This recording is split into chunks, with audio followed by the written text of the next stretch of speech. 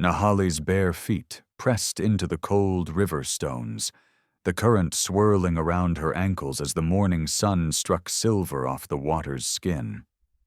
She'd come only to fill the pail for her aunt's cooking pot, but the whispers had followed her down the slope, weaving themselves into cruel laughter. Two townswomen stood with skirts hitched, beating laundry against the rocks, their voices sharp as the slap of wet cloth.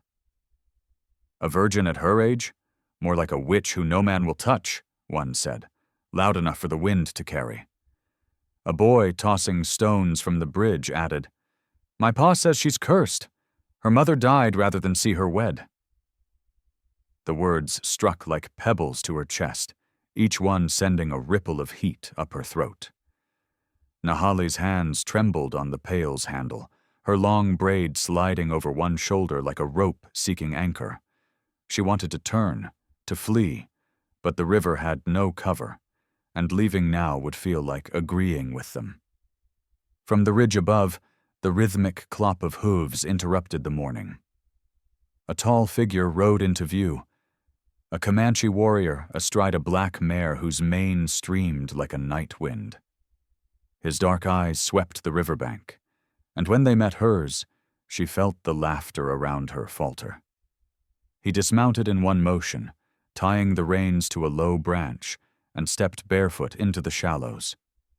The crowd hushed, unsure whether to watch or pretend they hadn't been watching all along. Nahali's voice came before she could think, soft but carrying in the still air. "Wash my face, not my shame." It was not a plea, not quite, more a dare to see if someone could cleanse what the river could not. Tavaro's gaze didn't flicker. He knelt, dipping his hands into the cold, then cupped the water and let it run gently over her cheeks. The droplets caught the sunlight, tracing away the dust and tears, and when his thumb brushed the edge of her jaw, the world around them seemed to fold in. "The shame is theirs," he said quietly, "only for her." Behind them, someone muttered, "What's he doing?" But no one stepped closer. Tavaro reached into the leather pouch at his hip, drawing out a strip of soft cloth, and with the patience of a man tending to a wounded bird, he dried her skin. The boy on the bridge shifted, as though realizing the joke was no longer safe to laugh at. Nahali felt the eyes on her change, still watching, but less certain, less cruel. She bent to lift her pail, and Tavaro took it from her without asking, carrying it up the bank as if the weight meant nothing. The townswomen's hands stilled on their laundry, and in their silence was the first crack in the wall that had been closing around her for months. At the top of the slope, he set the pail beside her and glanced back at the river, where the ripples still held the pattern of his touch. "Your face will dry in the sun," he said, "but they will remember what they saw today." She nodded, though her throat felt tight. He mounted his mare in a single, fluid motion, yet before turning away, he met her eyes once more, as if to tell her this was not the last time the river would see them together. Nahali stood with her braid clinging damply to her back, the cold of the water still on her skin, and wondered if the current had carried something away besides the dust. Nahali had expected the shame to return the moment she stepped back onto the packed earth of the village path. But instead, there was an unfamiliar quiet in her chest, as though Tavaro's hands had left a shield no one could see. She walked with her head slightly higher, the empty pail swinging at her side, yet every corner she turned brought another pair of eyes, some wide with surprise, others narrowed with suspicion. Children paused in their games to stare. Old men leaned against hitching posts, murmuring to each other. At the well, her aunt's neighbor, Iriel, intercepted her with a smirk. "So you've found yourself a Comanche protector now? Careful, girl. They'll say you traded more than words at that river." The barb was meant to dig, but Nahali only met the woman's gaze, saying nothing, which seemed to unsettle her more than a denial would have. Still, the echo of the insult lingered, and by the time she reached her aunt's door, she realized she'd been listening for hoofbeats without meaning to. Inside, the dimness smelled of smoke and dried herbs. Her aunt, Mira, sat at the table shaping dough, her strong hands dusted in flour. "The river water took longer than usual," Mira said without looking up. Nahali set the pail down carefully. "There was someone there." Mira's hands slowed, and she glanced up with eyes that missed nothing. "The Comanche?" Nahali's breath caught. "You saw?" "Everyone will have seen," Mira replied, brushing her palms clean. "That kind of moment is like fire in dry grass. It spreads before you even know it's burning." She crossed to the pail, dipped a finger into the water, and let it drip back. "The question is whether you mean to run from the flames or stand in them." Nahali thought of Tavaro's thumb brushing the edge of her jaw, of the way the laughter had stilled like a bird startled into silence. "I don't want to run anymore." Mira's mouth quirked. Not quite approval, but not disapproval either. "Then be ready. A man like that doesn't step into your story for nothing." That night, after the bread was baked and the light had gone, Nahali lay awake on her straw mat, the moonlight painting pale lines across the floor. Outside, the wind shifted, carrying the faint scent of horse and leather, and her heart jumped before her mind could name why. She rose quietly, stepping to the door, and there, in the shadow of the cottonwood, stood Tavaro. He did not call to her, did not even gesture, but the sight of him waiting made the air between them taut. She crossed the yard, her bare feet silent on the cold ground. "Why are you here?" she asked in a whisper. "Because," he said, voice low, "the ones who shamed you will not stop at words." He glanced toward the street, where a pair of men loitered by the fence, pretending to adjust their saddles. "They've been sent to watch you." Nahali's stomach tightened. "By who?" Tavaro's gaze returned to her, steady as stone. "By the one who thinks your shame keeps you weak." A chill ran through her despite the still air. "Why tell me?" His mouth curved in a way that was neither smile nor frown. "So you can decide whether to hide or let them see you walk beside me tomorrow." He touched his fingers lightly to her chin, then stepped back into the darkness, leaving her with the sound of the wind in the cottonwood and the weight of a choice that felt far larger than the village itself. The first hint of light had not yet crested the ridgeline when Nahali sat up on her mat, the chill of the packed earth pressing through her legs. She had not slept. Every time she closed her eyes, she saw Tavaro's silhouette beneath the cottonwood, the quiet certainty in his voice, as he told her she was being watched. The thought of the two men at the fence had stayed with her, turning over and over in her mind like stones in a river, wearing down her doubt until only resolve remained. Her aunt stirred beside the hearth, stoking the embers back to life, and the warm glow cast shadows against the walls. "You're up early," Mira said without turning. "I'm going to the river," Nahali replied, reaching for the worn shawl that had been her mother's. Mira paused, the poker in her hand still for a moment, then set it down. "You've decided, then?" Nahali nodded once. "I won't hide. Not from them." Mira's gaze was steady as she studied her niece, and for an instant Nahali thought she might argue, but instead her aunt only said, "Then walk with your back straight." Let them choke on their own whispers. The morning air bit at her skin as she stepped outside, the sky a pale wash of gray and silver. Frost crunched under her bare feet, but she welcomed the sting. It kept her sharp. She saw them within moments, the same two men from the night before, leaning against the rail as though they had been carved there. One tipped his hat in mock courtesy. The other spat into the dirt.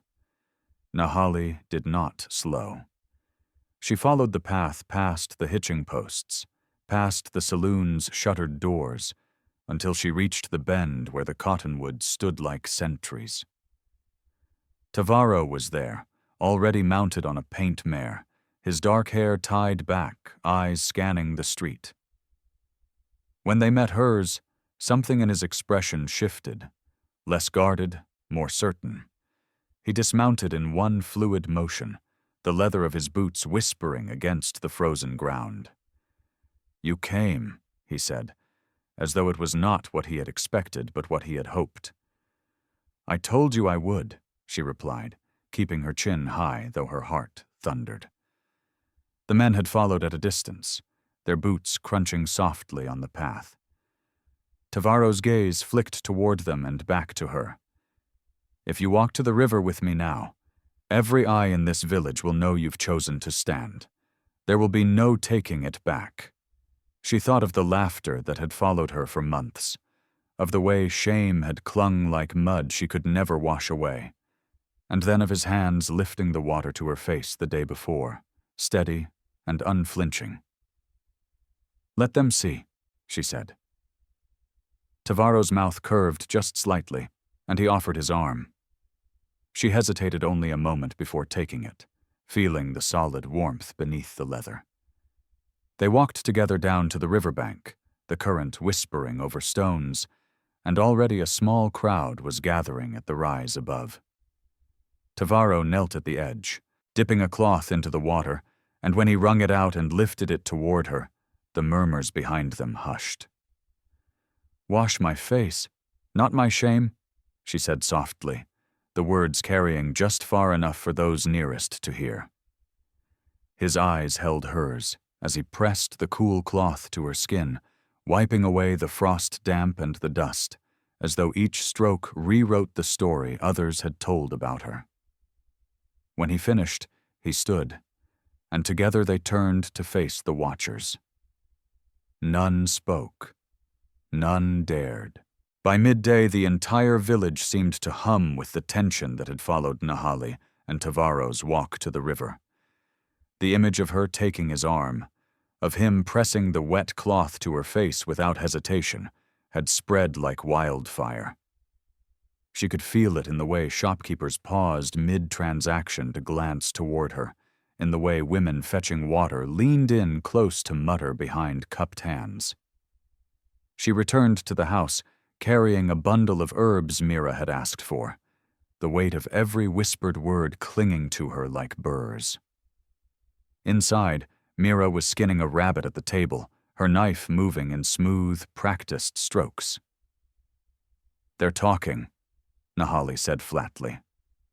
"They've been talking for months," Mira replied, without looking up. "The difference is now you've given them something they can't quite fit into their neat little boxes." Nahali sat on the bench, unwrapping the herbs, her mind replaying the sight of the men who had followed her that morning. They hadn't spoken after the river, just stood at the rise with hard eyes before melting into the crowd. "Do you know who sent them?" she asked. Mira's knife paused for a moment before she resumed her work. "It's no secret. Galvin. He's been itching to control this family's land ever since your father died. Your shame was just the rope he hoped to pull you with." Nahali felt a flare of heat in her chest. Galvin. The same man who had cornered her outside the store last winter, whose mocking smile had made her skin crawl. "Why would he care who I walk with?" "Because it means you're no longer alone," Mira said simply, "and men like him only know how to prey on the isolated." The words were still settling when a shadow passed across the doorway. Tavaro stood there, his frame filling the space, his expression unreadable. "I need to speak with you," he said, his gaze flicking briefly to Mira, who stepped aside without a word, leaving them in the small room that suddenly felt smaller. "There will be more than whispers soon," Tavaro told her. "Galvin has friends in the trading post upriver, and he means to have them here by week's end." Nahali's breath caught. For what? To take what they think is his due, Tavaro said, and you're part of it. His tone carried no trace of doubt. She thought of the land behind the house, the small patch of earth her father had worked, the last piece of her family she still had. I won't give it to him, she said. Tavaro's eyes darkened. Then you must be ready to defend it, not just with words. She hesitated, the reality of his meaning settling heavy in her stomach. You think he'll come with force? I know he will, Tavaro replied. He stepped closer, close enough that she could see the faint scar along his jaw. When that day comes, you can face it with me, or you can hide and watch everything you have be swallowed. Outside, the murmur of passing villagers drifted in, punctuated by a child's laughter. Nahali met his gaze and saw no malice there, only the same steady certainty she had seen at the river. I'll stand, she said. His hand brushed her shoulder lightly before he stepped back. Then I'll make sure they know it. Without another word, he left, and through the window she saw him mount his mare and ride toward the far edge of the village, a dust trail rising behind him. The whispers outside grew louder. The days that followed felt like the long inhale before a storm. Nahali could sense the change in the air, not in the weather itself, but in the way people moved, the way conversations stopped when she walked past. Even the dogs seemed to bark differently, short warning bursts as riders came and went along the main track. On the third evening, she found herself standing alone by the cottonwoods, the river's low murmur carrying across the cool dusk. She wasn't waiting for Tavaro, or at least that's what she told herself. But when the sound of hooves approached from the north, her pulse quickened. Tavaro rode into view, the paint mare lathered from distance, his expression taut with urgency. They're closer than I thought, he said without greeting. Galvin's men crossed the ridge this morning. By tomorrow night they'll be here. Nahali felt her stomach tighten. How many? 5 I saw, he said. But more may follow. They'll come through the cottonwoods because the main road will be watched. She glanced at the narrow path behind him, the one that cut between the trees and curved toward her aunt's land. They'll come straight here. Yes, Tavaro confirmed. And they'll come at night when they think you'll be sleeping. Nahali folded her arms to still the tremor in her hands. Then I'll be awake. He studied her for a long moment before dismounting, his boots sinking into the soft earth by the riverbank. You'll need more than determination, he said. From the saddlebag, he drew a short, broad-bladed knife, its leather grip worn smooth. Your father's? She asked quietly, recognizing the carving along the hilt. Mira kept it, Tavaro said, placing it in her hands. The weight felt heavier than it looked. Use it only if you must, and if you must, don't hesitate. She closed her fingers around the grip, feeling the grooves fit her hand as if they'd always been there. Why are you helping me? She asked, her voice low. His eyes met hers in the dim light. Because you asked me to wash your face, not your shame. That means you've already decided who you are, and Galvin can't take that from you unless you let him. She looked away, the river's surface catching the last red streaks of sunset. And if I fail? Then I fail with you, Tavaro said simply. They stood there for a while in silence, the only sounds the rustle of leaves and the distant call of a night bird. Finally, Tavaro stepped back toward his mare. I'll patrol the North Ridge tonight. If they come sooner, I'll send word.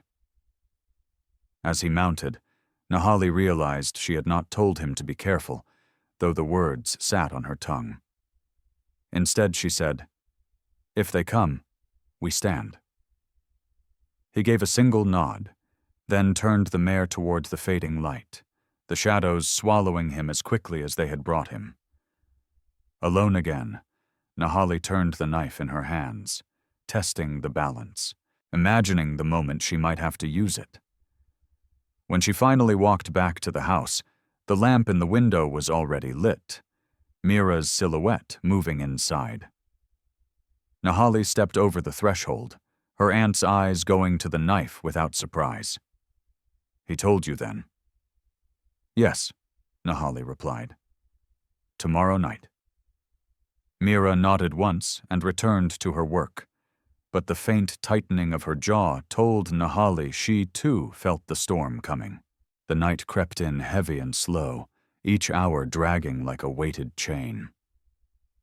Nahali sat at the edge of her bed, the knife Tavaro had given her lying across her lap, its dull gleam catching the flicker of the oil lamp. Outside, the wind whispered through the cottonwoods, a sound that might have been comforting in another time, but now carried the constant question. Was that the wind, or someone moving through the trees? Mira moved about the main room, her steps steady, but Nahali could sense the tension in each movement. Every so often, her aunt would pause, listening toward the door, then resume her work as though pretending not to care. Tavaro had not returned since their meeting by the river, but she trusted his word. He was out there, somewhere in the darkness, watching the northern ridge. Her own task was to hold this ground. Around midnight, the first sound came, not from the road, but from the cottonwoods, exactly where Tavaro had said they would pass. A low, measured hoof step. Then another. Nahali's pulse leapt. She moved to the small window, careful to keep herself hidden in shadow.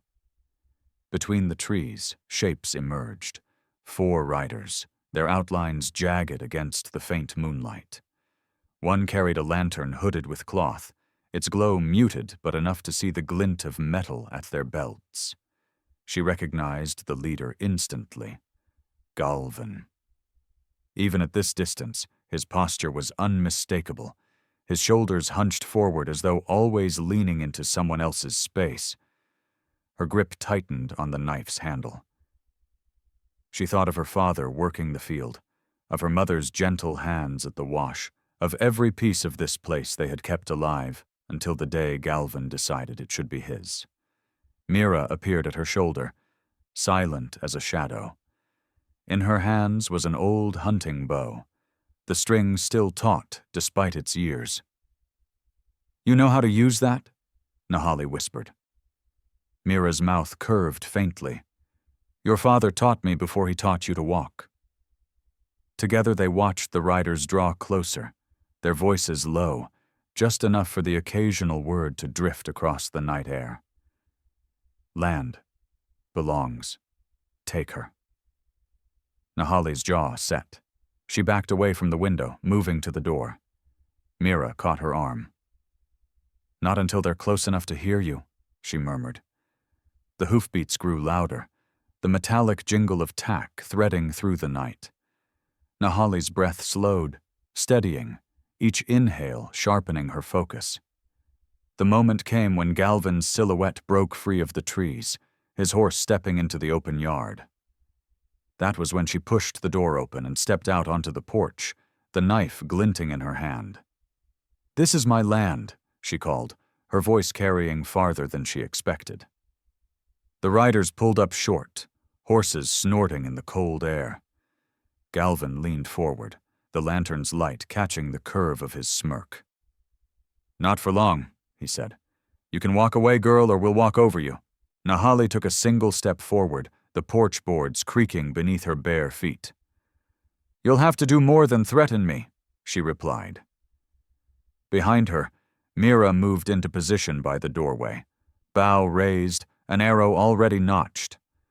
For a moment, the night held still. Then, from the far ridge came the sound of another horse, faster, harder, cutting through the air like a blade. Tavaro burst into the yard, his mare sliding to a halt between Nahali and the intruders. His voice was calm, but the steel in it left no doubt. "You'll be leaving now." The sudden appearance of Tavaro in the yard sent a ripple through the intruders' formation, their horses shifting uneasily as if sensing the tension in the air.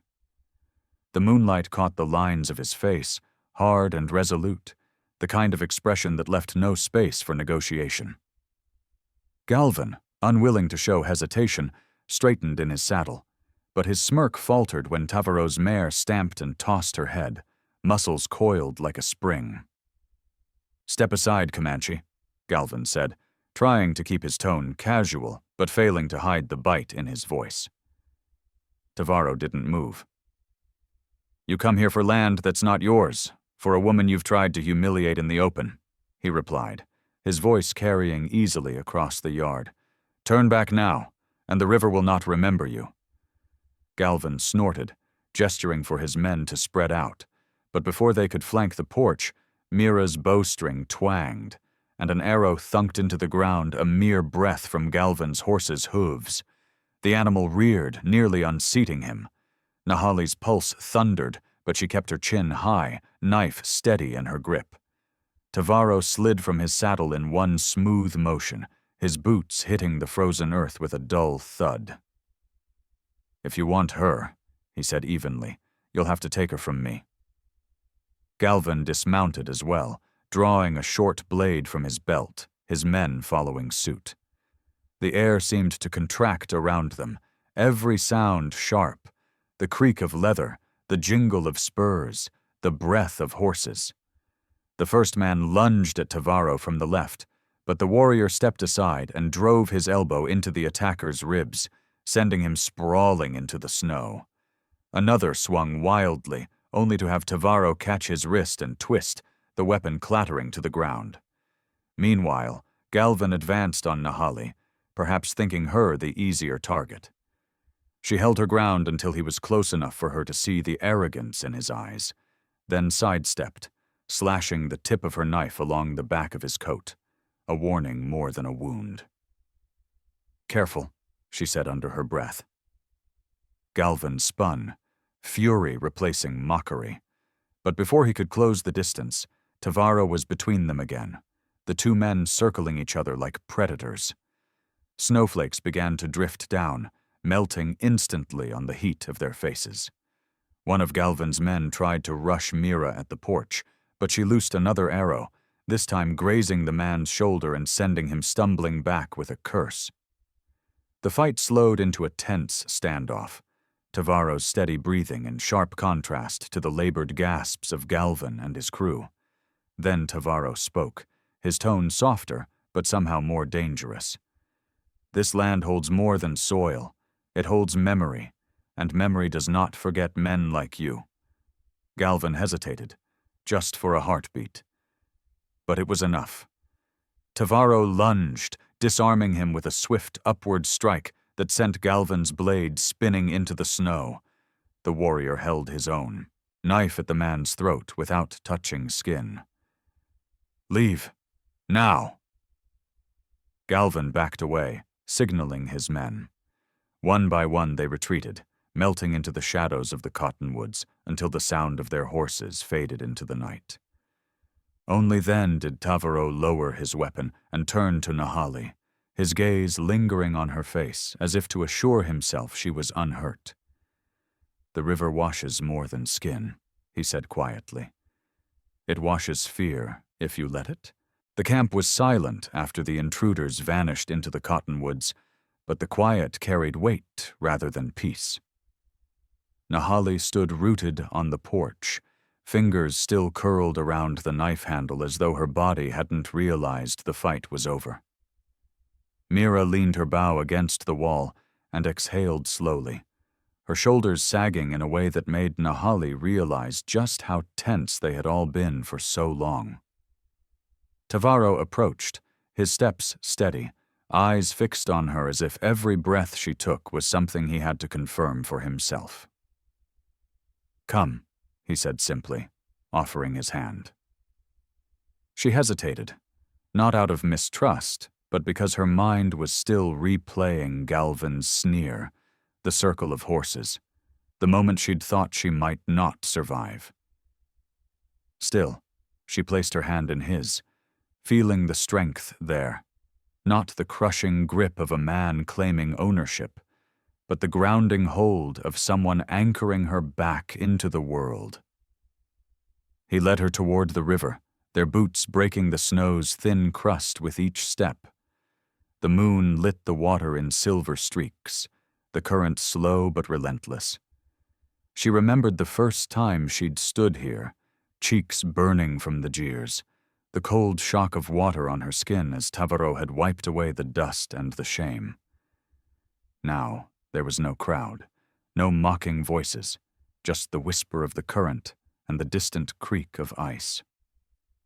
"Why here?" she asked quietly. Tavarot released her hand only to kneel at the bank, scooping water into his palm. "Because the river saw you then, and it sees you now. I want it to remember the change." He gestured for her to kneel, and she did, the hem of her skirt dipping into the snow. His hand, warm despite the chill, cupped her jaw as he brought the water to her face, brushing it gently over her cheeks, her forehead, the line of her mouth. "No shame here," he murmured. "Only the truth of what you've endured." The words struck something deep, and she found herself blinking hard against tears. He did not rush her, simply kept his hand there until her breathing steadied. Then, without warning, he reached into the pouch at his belt and drew out a small strip of leather, darkened with age. "This belonged to my mother," he said. "She tied it around my wrist when I first rode out to prove myself. Said it would keep me true. Now I give it to you." He wrapped it gently around her wrist, the knot snug but not binding. "Why?" she asked, her voice catching. "Because you've faced fire and not burned. That's worth more than any vow I could speak." The current gurgled softly, as if agreeing, and for a long moment they stayed there, his hand still resting lightly over the leather, her gaze locked on his. Somewhere behind them, she heard Mira calling softly to the boys to return to bed, and the sound reminded her that this fragile, unexpected safety was not yet certain. "They'll come back," she whispered. Tavarot nodded, his expression calm but unreadable. "Then we'll meet them here, where the water remembers, and they will leave with nothing but its cold on their skin." The promise in his voice settled over her like a mantle, not of ownership but of alliance, and for the first time since she'd arrived, Nahali felt not like a burden to be hidden, but like a force to be reckoned with, standing beside him. The night after the river oath passed in uneasy quiet, though Nahali found herself waking at every shift in the wind, every creak of the lodge walls. The leather strip on her wrist felt almost alive, its presence a reminder of Tavarot's words, but also a weight of expectation. She rose before the first pale wash of dawn touched the mountains, stepping outside into the brittle air. The camp was still, smoke rising in thin threads from a few lodges where early risers tended fires. Somewhere in the distance, a dog barked twice, then fell silent. Mira emerged from the shadows, a bough slung across her back. "You should sleep more," she murmured, though there was no reproach in it, only observation. Nahali shook her head. "Not until I know they're gone." Mira studied her for a moment before nodding towards the ridge. "Come with me." They climbed the narrow path in silence, snow crunching underfoot, breath misting in the cold. At the top, the world opened into a view of the valley, the river cutting through it like a silver blade. But it wasn't the beauty that caught Nahali's attention. It was the faint movement near the tree line far beyond the camp. Dark shapes against the snow, moving slowly, deliberately. Her stomach tightened. "They're watching," she whispered. Mira's eyes narrowed. "Scouting. They'll choose the moment they think we're weakest." They stayed there for some time, tracking the movements until the shapes disappeared into the forest again. On the way down, Nahali's mind raced. Every task, every moment of stillness in the past days felt like it had been leading to this, the inevitable return. Back at the lodge, Tavaro was already awake, his hands busy carving a length of wood into a new spear haft.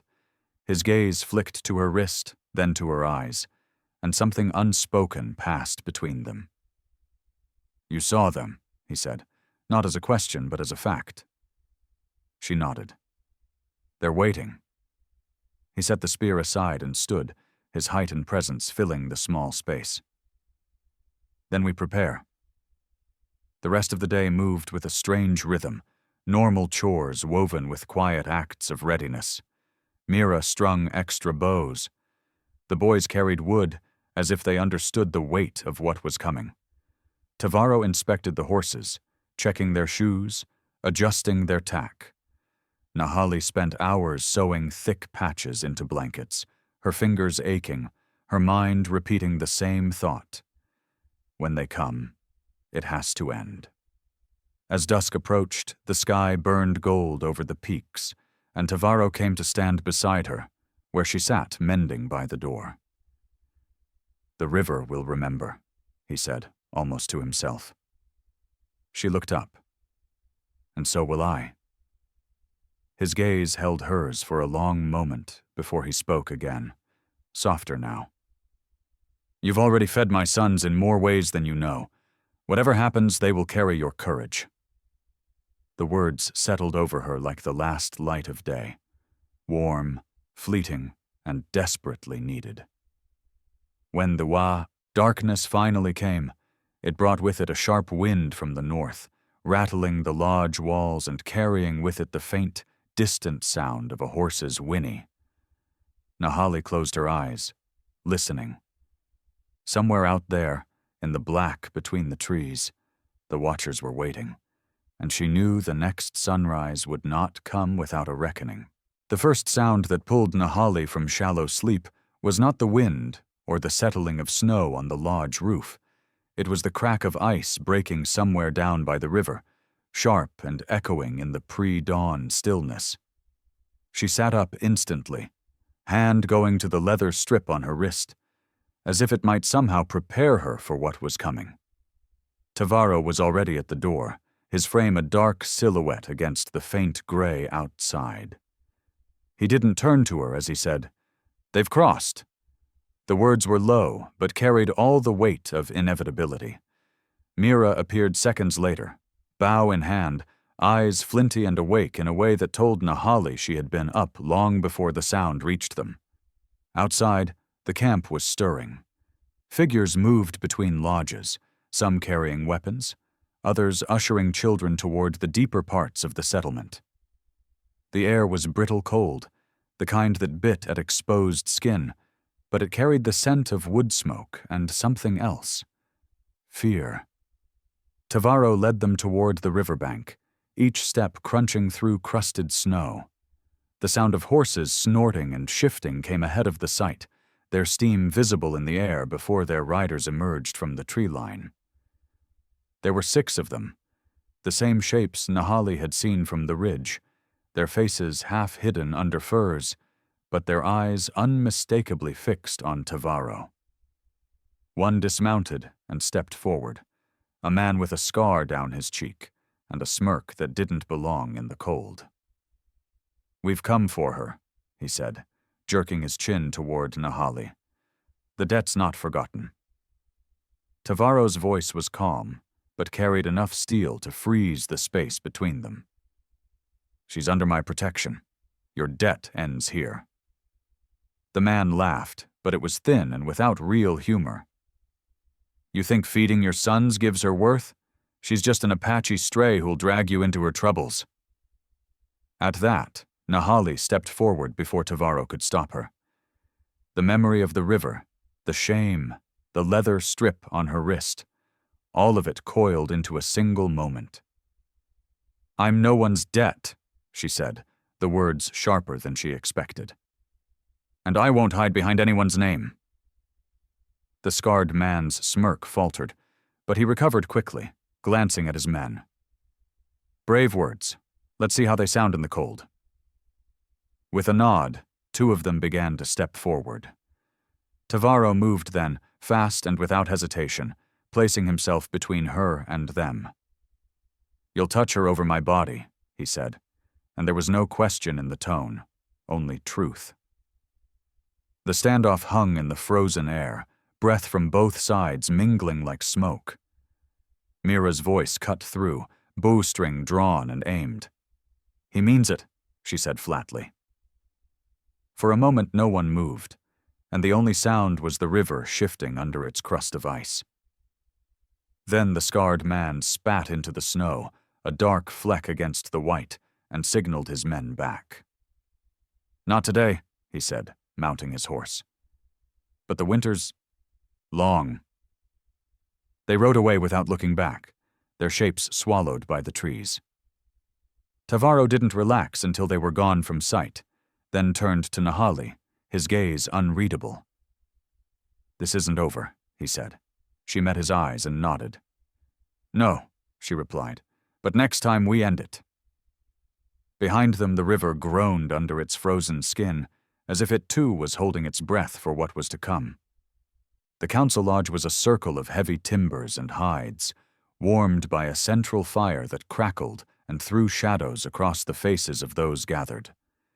Nahali sat at the edge, close enough to feel the heat, but far enough that she could see everyone without being in the center of attention.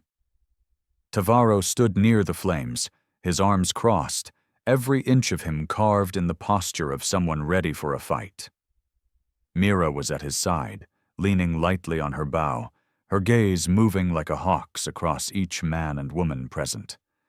The elders spoke first, their voices low but carrying weight, each recounting the events at the river and the confrontation that morning. "6 men, all armed," said Akacheta, his weathered face carved deep with lines of winter's past. "They were not hunting." They came for her. He gestured toward Nahali, and every pair of eyes followed. She didn't flinch, but the leather strip on her wrist felt heavier. "Then we should send her away," muttered a younger man, Koan, his tone cutting. "Their quarrel is not ours. Why risk blood?" Mira's voice rose before Tavaro's could. "Because it became ours the moment they set foot on our bank," she snapped, "and because honor isn't bartered for safety." An older woman, Wian, spoke next, her tone calm but firm.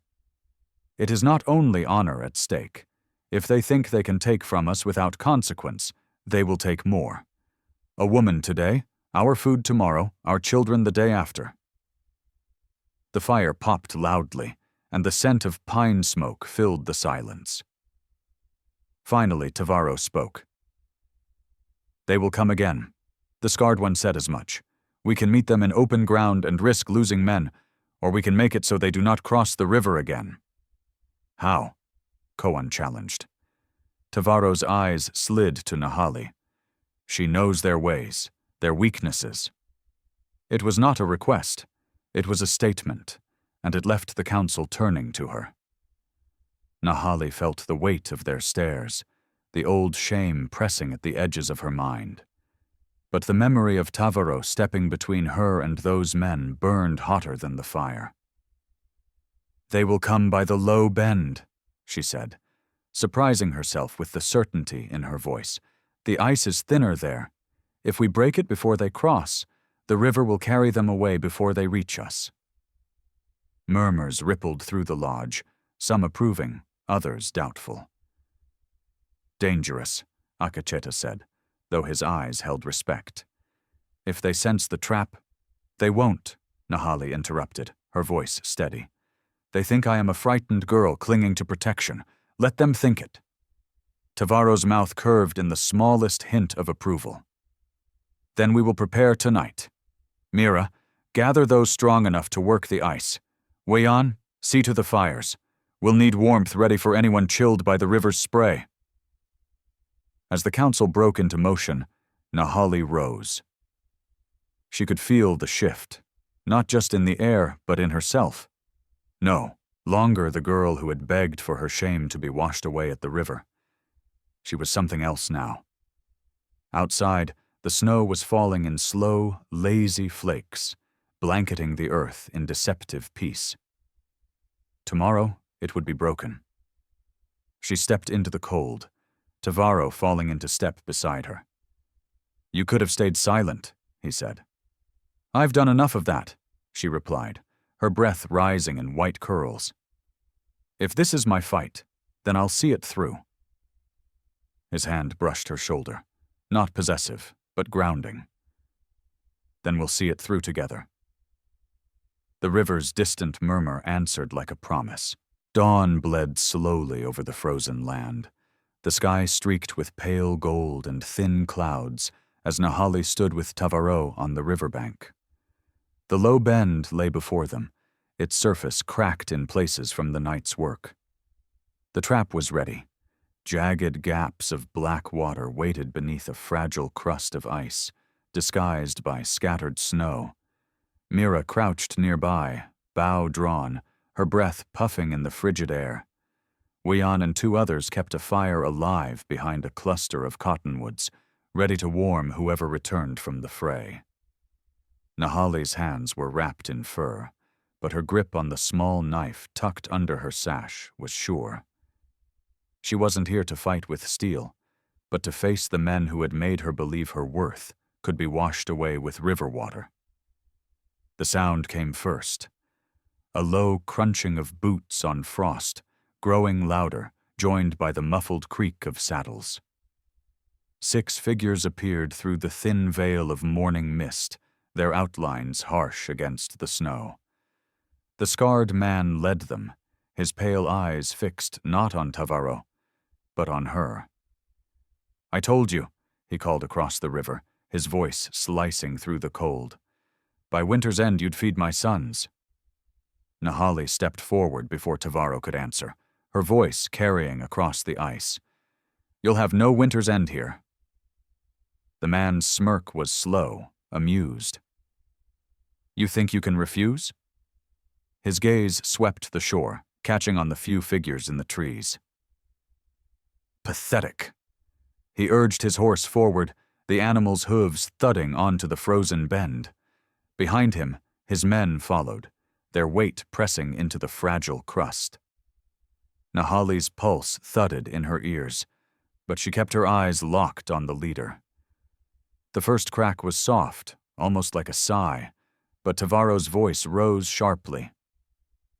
"Now!"